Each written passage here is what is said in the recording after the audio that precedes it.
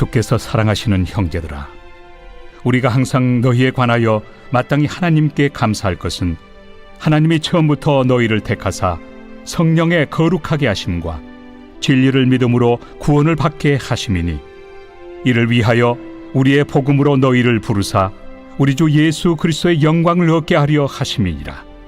그러므로 형제들아, 굳건하게 서서 말로나 우리의 편지로 가르침을 받은 전통을 지키라.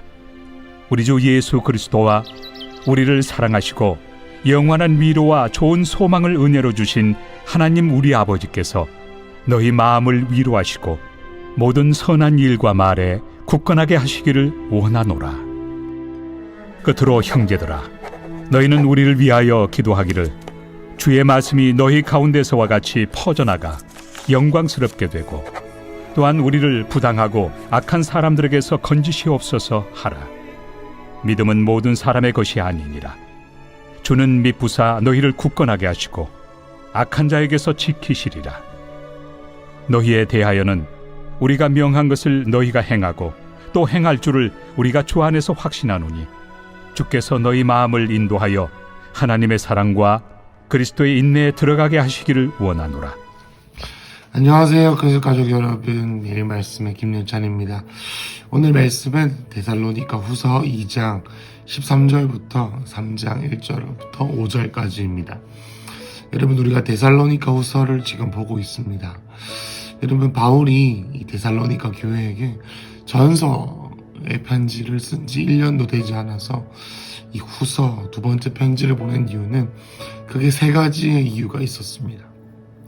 첫 번째는 환난과 핍박과 박해의 상황이 점점 더 커지고 있었던 것이고, 두 번째는 주님의 재림, 하나님의 다시 오심이 바울이 가르쳤던 것과 다른 그러한 방식으로, 예를 들면 주님이 오지 않으실 것이다, 혹은 주님이 이미 오셨으니 우리는 더 이상 노력할 것도 없고 그냥 세상에서 쾌락을 누리며 살아야 된다, 혹은 아무런 일을 할 필요가 없다라는 식으로 바울을 사칭하거나 또는 바울을 음해하면서 새로운 재림에 대한 자기들만의 이야기를 쓰고 있었습니다. 그게 두 번째였고, 세 번째 상황은 뭐였냐면 게으름이 교회 가운데 팽배해져 있었습니다. 주님이 어차피 다시 오실 거니까 나는 이 세상에서 아무런 노력도 안 해도 되고 아무런 헌신도 안 해도 되고 자기 마음대로 살다가 죽겠다라고 하는 사람들의 생각들이 있었던 것처럼 보입니다. 이것에 대해 이제 바울이 어제 본문인 2장 12절까지 이 재림에 대한 새로운 재림에 대해서 사칭하고 사설을 담는 그런 사람들에게 이제 꼬집는 내용을 했다면, 오늘 내용인 이 13절부터 3장 1절부터 5절까지는 첫 번째 상황, 다시 말해서 박해를 받고 있는, 핍박과 환난을 당하고 있는 이 데살로니가 교회 성도들에게 쓰는 위로이자 기도의 요청이라고 볼 수가 있겠습니다. 13절 한번 읽어보겠습니다. 주께서 사랑하는 형제들아, 우리가 항상 너희에 관하여 마땅히 하나님께 감사할 것은, 하나님께서 이 너희로 인해서, 데살로니가 교회 성도들로 인해서 감사하는 것은 하나님께서 너희들을 택했다, 그리고 택하심을 통해서 성령의 거룩하게 하심과 진리를 믿는 믿음으로 구원을 받게 하셨다라고 나와 있습니다. 여러분, 바울이 왜 감사했냐면 하나님께서 이 성도들을 택하셨다라는 것을 믿었기 때문입니다. 14절에서는 거기서 끝나는 것이 아니라 우리의 복음, 내가 너희에게 전한 복음, 나와 실루와 너와 디모데가 너희에게 전했던 이 복음으로 말미암아 너희가 주님의 영광을 얻게 하는 것이다. 바울은 이와 같이 이 데살로니가 성도들이 핍박과 환난 가운데 있지만 주님께서 너희를 부르셨기 때문에 내가 너희를 절대 포기할 수 없고 소망하는 것을 포기하지 않겠다라고 말합니다. 그래서 바울이 부탁합니다. 그러므로 형제들아, 굳건하게 서서 우리의 편지로 가르침을 받은 전통을 지키라. 내가 너희에게 가르친 첫사랑, 내가 너에게 부탁했던 첫 그리스도의 삶, 헌신의 삶, 헌금의 삶, 주님을 사랑하는 삶, 기도의 삶, 너희의 첫사랑을 지키면 좋겠다. 주위에 있는 핍박과 환란들, 그 주위에서 들리는 거짓 가르침들의 거짓 메시지들에 속지 말라라는 것입니다. 16절 17절 우리 주 예수 그리스도와 우리를 사랑하시고 영원한 위로와 좋은 소망을 은혜로 주신 하나님 우리 아버지께서 너희 마음을 위로하시고 모든 선한 일과 말에 굳건하게 하시기를 원하노라. 그래서 기도합니다. 바울이 어떻게 기도합니까? 그들이 잘 됐으면 좋겠다. 그들이 돈을 많이 벌었으면 좋겠다. 자녀가 잘 됐으면 좋겠다. 이렇게 기도하면 그렇지 않습니다. 하나님, 그들의 기도가 이루어지는 것보다 더 원하는 것, 예수님, 그리고 은혜로 우리에게 소망을 주신 아버지 하나님, 데살로니가 교회 성도들을 포기하지 말아 주십시오. 그래서 그들의 삶에 주님을 따라가는 일을 포기하지 않아 주십시오 라고 말합니다. 여러분, 거기서 바울이 3장으로 넘어가서 1절 2절에 부탁합니다. 뭐라고 부탁하냐면, 그들의 형제들아, 너희는 우리를 위하여 기도하기를 주의 말씀이 너희 가운데서와 같이 퍼져나가 영광스럽게 되고 또한 우리를 부당하고 악한 사람들에게서 건지시옵소서 하라. 이렇게 말합니다. 바울이 이제 데살로니가 성도들에게 부탁하죠. 뭐라고 말합니까? 자신의 말씀 사역들과 바울과 실라와 디모데 이 선교팀을, 이 사역자 그룹을 이 음해하는 핍박하는 세력들이 있었는데 그들로부터 구원해 달라고 합니다. 여러분, 우리가 오늘 이 말씀들로 우리가 무엇을 위해서 기도해야 되겠습니까? 이런 바울, 다시 말해서 데살로니가 교회를 세운, 그리고 섬기고 있는 이 사역자인, 목자인 이 바울이 기도를 부탁하는 것입니다. 여러분, 오늘 우리가 이 말씀을 가지고 기도할 때 하나님, 우리 담임 목사님과 우리의 셀리더 사역자들 기도를 부탁드립니다. 무엇입니까? 하나님, 우리 사역자들과 우리 셀리더들과 우리 교회에 있는 많은 사역자들이 하나님 말씀을 더 깊이 알게 하시고, 2절 말씀은 하나님 그의 우겨싸임을 당한 비판과 헛소문과 험담으로부터 주님 구원하여 달라고 라고 중보해 주시기를 부탁합니다. 그리고 3절부터 5절까지 다시 한 번 더 주님께서 바울이 데살로니가 교회에게 격려합니다. 주는 미쁘사라는 뜻은 뭐냐면은 성실하다, 신실하다라는 뜻입니다. 미쁘사, 너희를 굳건하게 하시고 악한 자에게서 지킬 것이다. 4절, 내가 명한 것을 너희가 행하고 행할 줄을 우리가 주 안에서 확신한다. 그 아까 2장에 나와 있던 부분이죠. 내가 너에게 가르쳤던 전통, 다시 말해서 내가 너에게 명했던 것을 너희가 행할 것을 내가 안다. 그래서 왜냐하면 5절에 주께서 너희 마음을 인도하여 하나님의 사랑과 그리스도의 인내에 들어가게 하시기를 원하기 때문이다 라고 바울이 말합니다. 여러분, 이 말씀을 마무리하면서 우리가 바울의 마음을 좀 돌아보고 기도하면 좋겠습니다. 여러분, 데살로니가 교회에게 3가지 상황이 있었다고 했죠.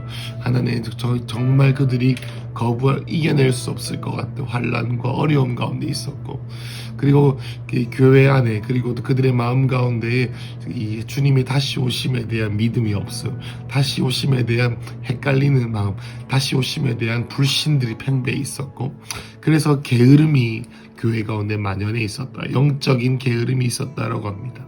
여러분, 이것이 제가 볼 때는 우리 한국교회와 우리 근수교회 가운데도 사단이 우는 사자와 같이 우리를 노리고 있는 상황과 비슷하다는 마음이 듭니다. 지금 코로나 상황으로 인해서 정말 너무나도 많은 어려움들이 있습니다. 교회의 모임까지 어려워지고 있고, 우리의 직장과 우리의 생업이 위기에 처해 있습니다. 여러분, 이러한 상황에서 우리 마음 가운데 이런 거짓 메시지가 들어옵니다. 주님은 일하셔야 되는데 뭐 하고 계시지? 주님은 언제 오실까? 주님은 나를 버리셨나? 라고 하는 우리 마음 가운데 거짓 메시지가 일어날 것입니다. 그리고 그래서 어떻게 됩니까? 내가 영적으로 더 이상 열심히 할 필요가 없겠구나. 내가 열심히 해봤자 나는 여전히 그대로일 테니까. 내가 열심히 교회를 섬기고 하나님을 사랑해봤자 나의 상황은 변하지 않을 테니 적당히 게으름을 피우다 천국 갈 준비를 해야겠다라는 것이죠. 여러분, 그러한 상황 가운데서 바울은 뭐라고 말합니까? 꾸짖지 않았습니다. 어떻게 했습니까? 내가 너희들 안에 하나님께서 너희 가운데 행하신 그 일을 내가 아니, 너는 주님을 믿는 믿음으로 내가 너희를 믿고 있으니 너희는 포기하지 않을 것이다 라고 말합니다.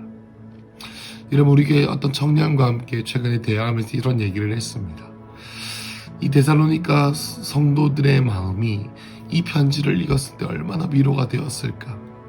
힘든 상황을 말씀으로 어떻게 하면 씨름해서 힘든 마음의 처지를 어떻게 하면 말씀으로 뚫어낼까 고민하고 있었을 때에 이 말씀을 들을 때 얼마나 눈물을 흘리며 감격했을까라고 상상하면서 지금 자신의 그 청년의 삶 가운데 너무나도 영적으로 나태한 혹은 주님과의 관계가 제대로 설정되어 있지 않음을 통해서 이 말씀이 그렇게도 무감각하고 아무런 감동이 없이 느껴지는 걸 보면서 주님 앞에 회개하는 시간을 가졌다라는 것을 말합니다.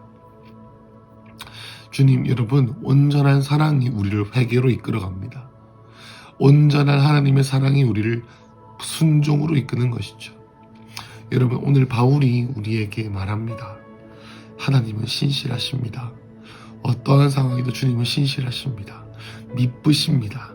그래서 여러분, 내가 여러분께 가르친 것을 끝까지 이루실 것을 나는 하나님 여러분 가운데 부활하신 주님이 있으시니 내가 주님을 신뢰하는 마음으로 여러분들을 신뢰합니다. 왜냐하면 주님이 여러분들을 택하셨기 때문입니다. 라는 마음으로 기도하고 싶습니다. 여러분, 바울의 마음을 우리가 한번 가져보실까요? 어떤 상황 가운데서도 하나님 우리와 함께 하심을 잊지 마시길 축복합니다. 여러분이 이 성탄절 임마누엘 주님이 우리와 함께 하신다라고 말씀하시며 이 땅에 성육신하신 예수님께서 지금은 부활하심으로 말미암아 우리와 함께하고 계심을 믿으시길 축복합니다. 그래서 함께 기도하실까요? 함께 기도하실 때 우리가 서로를 위하여 기도합시다. 어떻게 기도합니까? 하나님, 오늘 나의 삶에 하나님 내가 소망이 일어나게 하시고 또 오늘 나와 있는 말씀처럼 다 바울이 기도를 부탁했던 것처럼 말씀을 더 깊이 알고 또 핍박하고 있는 사람들로부터 건져달라고 다른 사람들을 중보하고 또 서로를 격려하는 연말이 되시기를 축복합니다. 기도하겠습니다. 하나님, 바울의 마음을 우리가 갖기를 원합니다. 주님, 우리는 너무 부족합니다. 주님, 우리는 환난과 핍박을 이겨낼 수 있는 힘이 없기에 주님을 붙잡지 않으면 여전히 우리는 게으름에 빠져서 하나님을 오해하곤 합니다. 주님, 그런데 자비를 베풀어 주셔서 우리의 신앙의 선배들이 갔던 그 길, 십자가의 길, 주님을 사랑하는 그 길을 가길 원하오니 하나님, 오늘 우리가 이 말씀을 나눌 때에 살아계신 성령님 찾아오셔서 우리에게 세임 주시고 만져 주시옵소서. 주님, 오늘 우리 근숙교회 성도님들의 삶에 주님께서 우리 근숙교회를 택하셨고 한 분 한 분 이 영상을 보고 있는 모든 분들을 택하셨으므로 주님께서 포기하지 않으시고 일하실 것을 신뢰합니다. 기도의 끈을 놓지 않게 하시고 사랑의 나눔의 끈을 놓지 않게 하시고 가족됨을 놓치지 않게 하셔서 하나님 아버지 주님께서 여전히 일하심을 우리의 영이 볼 수 있도록 하여 주십시오. 예수님 이름으로 기도합니다. 아멘.